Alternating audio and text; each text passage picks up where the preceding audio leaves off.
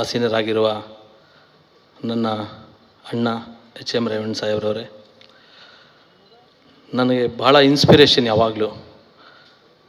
ಉಪಿ sir ಅವ್ರಿಗೆ ಒಂದು cinema ಮಾಡೋದೇ ಕಷ್ಟ, ಅವ್ರಿಗೆ ಅವರೇ ಡೈರೆಕ್ಷನ್ ಮಾಡ್ಕೋಬೇಕು, ಭಾಳ ಕಷ್ಟ ಅಂತ ಎಲ್ಲ ಇಡೀ ಇಂಡಸ್ಟ್ರಿ ಮಾತು, ಇಡೀ ಪ್ಯಾನ್ ಇಂಡಿಯಾ ಡೈರೆಕ್ಟರ್ ಅವರು ಯಾವಾಗಲೇ.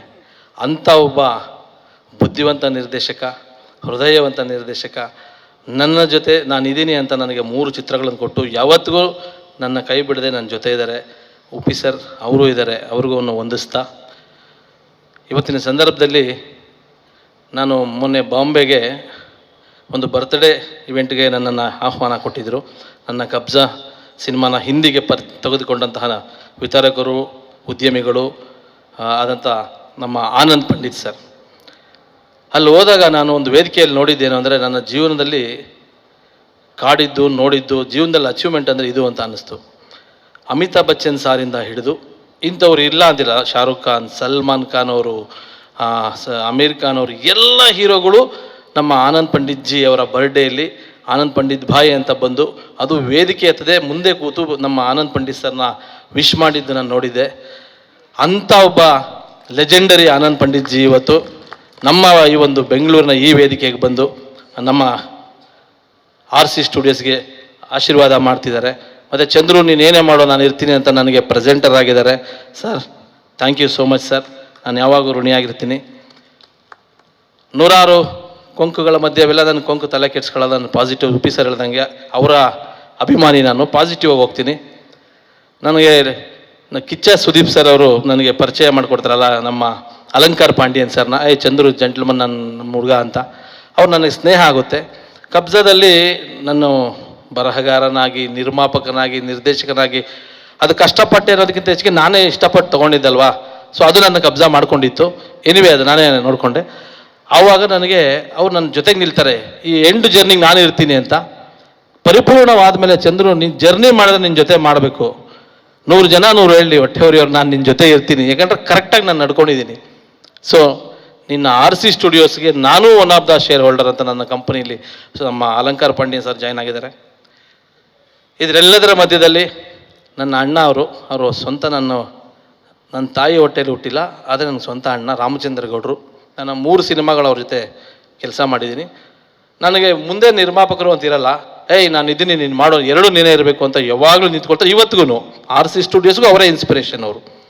ಅಂದರೆ ನಾನು ಅವರ ಬಳಿ ಇರ್ತಕ್ಕಂತಹ ರೀತಿ ಮತ್ತು ಅವರು ನನ್ನ ಇಷ್ಟಪಡ್ತಕ್ಕಂಥದ್ದು.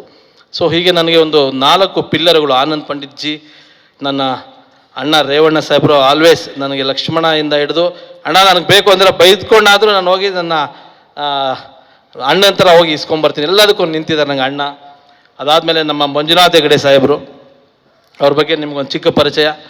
ಒಂದು 500 ಎಕರೆ ಇದೆ ಅವ್ರದ್ದು, ಒಂದು ಶ್ರೀಗಂಧ ತೋಟ ಇದೆ, ಒಂದು ತುಂಬ ಈಗ ಕೊಟ್ಟರೆ ಕೋಟ್ಯಾಂತರ ರೂಪಾಯಿ ಆಗೋದು, 106 ಕೋಟಿ ಅದು ಅವರ ತಂದೆ ನೆಟ್ಟಿದ್ರು ಅಂತೇಳಿ. ಒಂದು ಮರನೂ ಕೂಡ ಪರಿಸರ ಪ್ರೇಮಿ ಅವರು, ಸೇಲ್ ಮಾಡದೆ ಆ ಪರಿಸರವನ್ನು ಕಾಪಾಡ್ಕೊಂಬಂದಿರೋದು ಅವ್ರ ಹೆಗ್ಗಳಿಕೆ. ಅವರು ಕೂಡ ನನಗೆ, ನಾನು ಏನೇ ಕೆಲಸ ಮಾಡಿದ್ರು ನನ್ನ ಜೊತೆ ಈ ಥರದವರೆಲ್ಲ ದೊಡ್ಡ ದೊಡ್ಡ ಲೆಜೆಂಡರ್ ಜೊತೆ ಇರೋದ್ರಿಂದನೇ ನಾನು RC ಸ್ಟುಡಿಯೋ ಸ್ಥಾಪನೆ ಮಾಡಿದ್ದೀನಿ. ತುಂಬ ಹೊತ್ತಾಗಿದೆ. ವೇದಿಕೆಯ ಮೇಲೆ ಇರ್ತಕ್ಕಂಥ ಎಲ್ಲ ಗಣ್ಯರಿಗೂ ನಾನು ನಮಿಸ್ತಾ, ಮತ್ತು ಈ ಚಂದ್ರು ಜರ್ನಿಯಲ್ಲಿ ಸರ್ ಯಾವುದೇ ಮೆಟ್ಲತ್ತೋದಕ್ಕೂ ಒಂದು ಶಕ್ತಿ ಬೇಕು, ಮತ್ತು ಯೋಗ ಬೇಕು, ಯೋಗ್ಯತೆ ಬೇಕು. ನಾನು ಯಾವಾಗಲೂ ಯೋಗನ ಸೆಕೆಂಡ್ ನಂಬ್ತೀನಿ, ಯೋಗ್ಯತೆ ಒಂದೇ ನಂಬೋದು. ಕೆಲವರಿಗೆ ಲಿಫ್ಟ್ ಸಿಕ್ಕಿ ಬೇಗ ಹೋಗ್ತಾರೆ, ಕೆಲವರು ಮೆಟ್ಲತ್ಕೊಂಡು ಬೇಗ ಬರುತ್ತೆ, ನಿಧಾನ ಸ್ವಲ್ಪ ಲೇಟ್ ಆಗ್ಬೋದು ಅಷ್ಟೇ, ಬಟ್ ಗೋಲ್ ಒಂದೇ ಇರುತ್ತೆ. ಆ ರೀತಿ ನನ್ನನ್ನು ಪ್ರತಿ ಸ್ಟೆಪ್ಪಲ್ಲೂ ನಿಧಾನಕ್ಕೆ ಬೀಳ್ಬೇಡ ಅಂತ ಕರ್ಕೊಂಡು ಹೋಗ್ತಾ ಇರೋರು ನನ್ನ ಮಾಧ್ಯಮ ಮಿತ್ರರು. ಪ್ರತಿ ಸ್ಟೆಪ್ಪಲ್ಲೂ ಕೂಡ ಯಾವತ್ತು ಒಬ್ಬ ರೈತನ ಮಗ ಅಥವಾ ಇನ್ನೇನೋ ಅಂತ ಮೊನ್ನೆ ಯಾವತ್ತು ಕಡೆಗಣಿಸ್ತೆ, ಇವತ್ತಿಗೂ ನೀವು ನಿಂತಿದ್ದೀರಾ. ಎಲ್ಲರಿಗೂ ನನಗೆ ಎಮೋಷನ್ ಆದರೆ ಸಾರಿ, ಕೆಲವೊಂದು ನೆನೆಸ್ಕೊಂಡಾಗ ಹಂಗಾಗುತ್ತೆ. ಎನಿವೇ ಇದೊಂದು ನನ್ನ ಜೀವನದಲ್ಲಿ ಇದೊಂದು ಮಹತ್ತರವಾದ ಘಟ್ಟ. ನಾನು ಒಬ್ಬಂಟಿಯಾಗಿ 12 ಸಿನಿಮಾ ಮಾಡಿದ್ದೀನಿ. ಈಗ ನನಗೊಂದು ದೊಡ್ಡ ತಂಡ ಸಿಕ್ಕಿದೆ, ಅದಕ್ಕೆ 5 ಸಿನಿಮಾ ಮಾಡ್ತೀನಿ. ನನಗೆ 5 ಸಿನಿಮಾ ಕಷ್ಟನೇ ಇಲ್ಲ.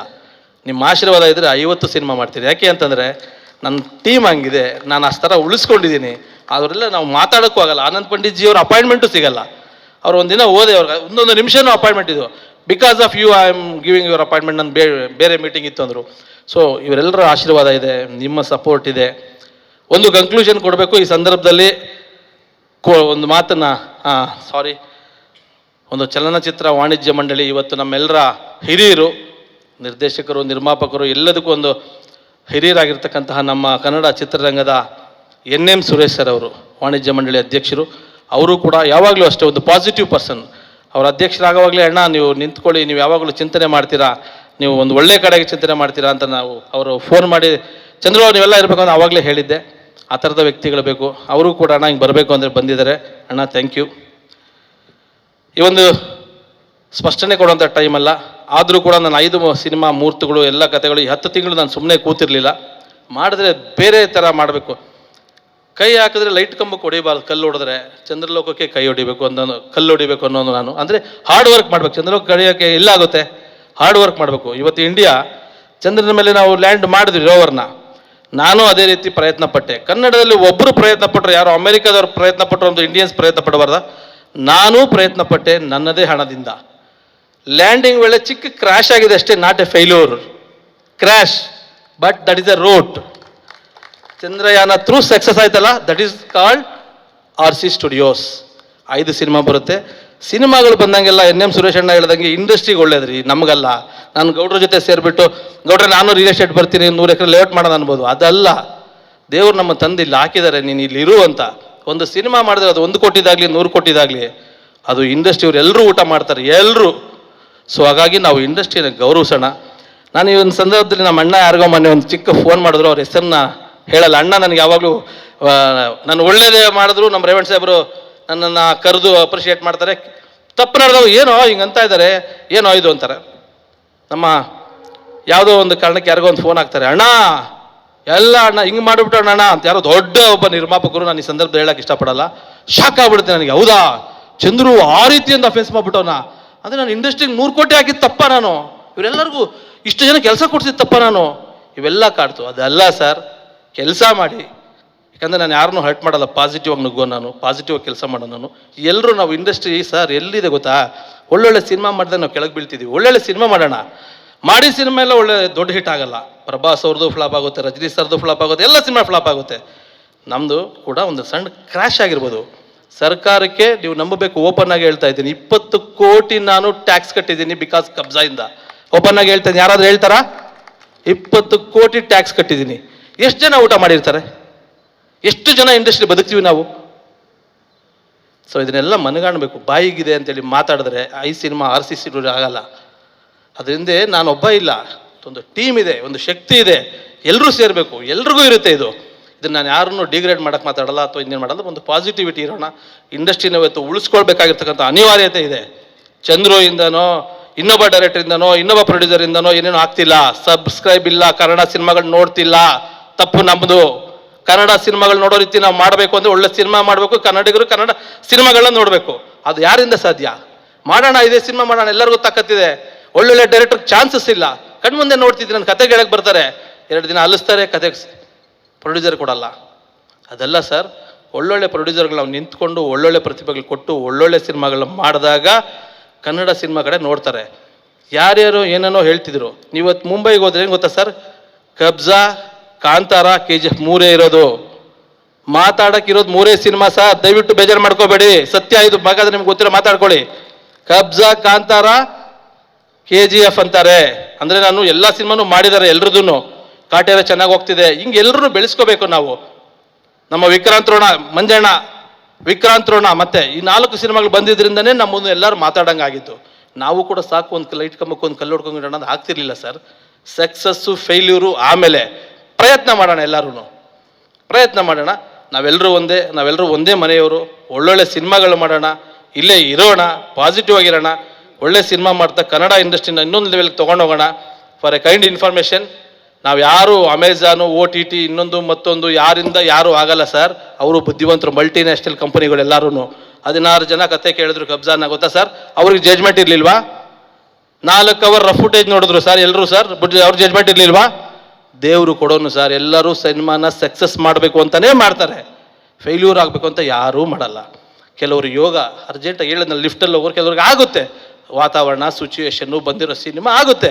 ನಾವು ಸ್ವಲ್ಪ ಲೇಟಾಗಿ ಬರ್ಬೋದು ಅಷ್ಟೇ, ನಾವು ಇಲ್ಲಿವರೆಗೂ ಬಂದಿದ್ದೀವಿ. ಎನಿವೇ ಸರ್, ನಿಮ್ಮೆಲ್ಲರ ಆಶೀರ್ವಾದ, RC ಸ್ಟುಡಿಯೋ ಮೇಲೆ ಇರಲಿ. ನಾನು ಮುಂದೆ ಒಂದಿನ ನಿಮ್ಮ ಹತ್ರ ಕೂತ್ಕೊಂಡು ಕೂಲಂಕುಷವಾಗಿ ಮಾತಾಡ್ತೀನಿ. ನನ್ನ ಹೆಸರು ಹೇಳ್ತಾನೆ ಮಾತಾಡ್ತೀನಿ. ಇವತ್ತಿನ ಸಂದರ್ಭದಲ್ಲಿ ಪ್ರೊಡ್ಯೂಸರ್ನ ಉಳಿಸ್ಕೊಳ್ಬೇಕು, ನಿರ್ದೇಶಕರಿಗೆ ಒಳ್ಳೊಳ್ಳೆ ಸಿನಿಮಾ ಕೊಡಬೇಕು, ಕನ್ನಡ ಇಂಡಸ್ಟ್ರಿನ ನೆಕ್ಸ್ಟ್ ಲೆವೆಲ್ ತೊಗೊಂಡು ಹೋಗಬೇಕು. ಇವತ್ತು ನಾನು ಯಾವುದೋ ಬೇರೆ ಲ್ಯಾಂಗ್ವೇಜ್ಗೆ ಹೋಗಿ RC ಸ್ಟುಡಿಯೋಸ್ ಲಾಂಚ್ ಮಾಡಿಲ್ಲ ಸರ್. ನಿಮ್ಮ ಚಂದ್ರು ನಾನು ಕನ್ನಡ ಇಂಡಸ್ಟ್ರಿಯಲ್ಲಿ ಬೆಂಗಳೂರಲ್ಲಿ ನಿಂತ್ಕೊಂಡು RC ಸ್ಟುಡಿಯೋ ಲಾಂಚ್ ಮಾಡಿದ್ದೀನಿ, ಕನ್ನಡಿಗನಾಗಿ. ಕನ್ನಡದ ಸಿನಿಮಾ, ಕನ್ನಡದ ಬ್ಯಾನರು. ಹಾಗಾಗಿ ಮಾತಾಡೋರಿಗೆ ನನ್ನೊಂದು ಮನವಿ, ನನಗೆ ಡೈರೆಕ್ಟ್ ಮಾತಾಡಿ. ಯಾರಾದರೂ ಮಾತಾಡೋದಿದ್ರೆ ಫೋನ್ ನಂಬರ್ ತಗೊಳ್ಳಿ, ನನಗೆ ಮಾತಾಡಿ, ನಿಮಗೆಲ್ಲ ಕ್ಲಾರಿಟಿ ನಾನೇ ಕೊಡ್ತೀನಿ. ಆ ಥರದ್ದೇನಾದರೂ ಇತ್ತು ಅಂದರೆ. ಓಕೆನಾ ಸರ್? ಈ ಒಂದು ಸಂದರ್ಭಕ್ಕೆ ಇದು ಹೇಳಬೇಕಾಗಿತ್ತು. ನಾನು 10 ತಿಂಗಳಿಂದ ಮಾತಾಡಿರಲಿಲ್ಲ. 10 ತಿಂಗಳಿಂದ ಹಂಗಂತ ನನ್ನ ಬೇಜಾರೇನಾಗಿರಲಿಲ್ಲ. 10 ತಿಂಗಳು ನಾನು 5 ಸಿನಿಮಾ ರೆಡಿ ಮಾಡ್ತಿದ್ದೆ. ರೆಡಿಯಾಗಿದೆ ಈಗ. ಒಂದೊಂದು ಸಿನಿಮಾನು ಒಂದೊಂದು ಥರ ಇದೆ. ಆದಷ್ಟು ಬೇಗನೆ ಒಂದೊಂದಾಗಿ ಫ್ಲೋರ್ಗೆ ಹೋಗುತ್ತೆ. ನನ್ನ ಟಾರ್ಗೆಟ್ ಈ ವರ್ಷ, 1 ವರ್ಷದಲ್ಲಿ 5 ಸಿನಿಮಾ ಬಿಡುಗಡೆ ಮಾಡ್ತೀನಿ. ನಿಮ್ಮ ಆಶೀರ್ವಾದ ಇರಲಿ. Anand Pandit ji, thank you. ನಾನು ಅವ್ರಿಗೆ ಎಷ್ಟು ಥ್ಯಾಂಕ್ಸ್ ಹೇಳ್ಬೇಕು ಗೊತ್ತಿಲ್ಲ. ನನ್ನ ಮೊನ್ನೆ ಹೋದಾಗಲೂ ಕೂಡ, ಚಂದ್ರು ನೀನು ಏನು ಮಾಡಿದ್ರು ನಾನು ಇದೀನಿ ಕಣೋ, ನೀನು ಮಾಡ್ತೀಯ, ನನಗೆ ಆ ಹೋಪ್ ಇದೆ ಅಂತ. ನನಗೆ ಯಾರೋ ಒಬ್ರು ಕನ್ನಡದಿಂದ ಫೋನ್ ಮಾಡಿದ್ರಂತೆ, ಚಂದ್ರು ಸೋತಿಲ್ಲ ಕಣೋ, ಚಂದ್ರು ಗೆಲ್ತಾರೆ ಅಂತ ಹೇಳಿದ್ರಂತೆ. ಸೊ ಹಂಗಾಗಿ ಯಾವತ್ತೂ ನಾನು ನಿಮ್ಗೆ ಋಣಿಯಾಗಿರ್ತೀನಿ.